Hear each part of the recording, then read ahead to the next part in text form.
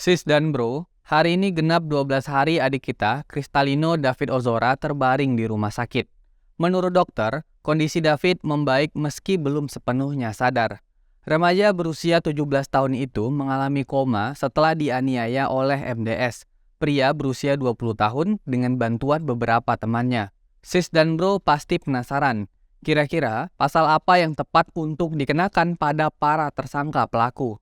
Sebelumnya, polisi telah menetapkan MDS dan seorang temannya, SL, sebagai tersangka. Lalu, terakhir anak AGH ditetapkan sebagai anak berkonflik dengan hukum. MDS dan SL dijerat pasal 76C junto pasal 80 Undang-Undang Nomor 35 Tahun 2014 tentang perlindungan anak, subsidiar pasal 351 ayat 2 tentang penganiayaan berat. Ancaman hukuman maksimal penjara 5 tahun dan denda 100 juta rupiah. Dalam perkembangannya, semakin terlihat bahwa peristiwa yang menimpa David diduga tidak terjadi secara serta-merta. Ditemukan adanya settingan tertentu yang mengakibatkan David akhirnya bertemu dengan para tersangka. Lalu kemudian terjadi peristiwa mengenaskan tersebut. Sehingga wajar bila Bapak Menko Polhukam, Prof. Mahfud MD, meminta polisi menerapkan pasal yang lebih berat yaitu pasal 344 dan 345 KUHP. Beliau menyampaikan hal tersebut seusai menengok David dan melihat sendiri akibat dari perlakuan keji para tersangka. Pernyataan tersebut patut diapresiasi sebagai upaya untuk menenangkan keresahan publik.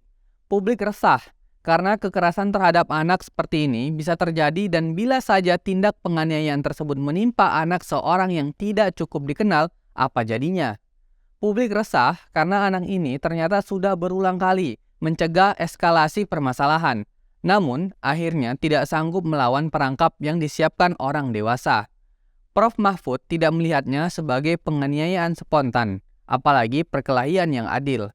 Video penganiayaan yang beredar memperlihatkan betapa pelaku memang sengaja untuk membuat luka berat. Serangan bertubi ke arah bagian vital tubuh, kepala, dan leher, disertai posisi korban yang tidak berdaya, jauh dari ciri sebuah penganiayaan spontan, apalagi sebagai sebuah perkelahian. Mencermati pengembangan kasus yang dilakukan kepolisian, cukup pantas rasanya para pelaku dijerat pasal 345 atau 355 KUHP. Terbukti, polisi telah melakukan perubahan konstruksi pasal terhadap 3 orang yang diduga terlibat dalam penganiayaan. MDS dikenakan pasal primer 355 KUHP ayat 1 tentang penganiayaan berencana. SL dikenakan pasal yang sama dengan sangkaan turut melakukan. Ancaman hukuman maksimal 12 tahun penjara. Anak AGH ditingkatkan statusnya menjadi anak yang berkonflik dengan hukum.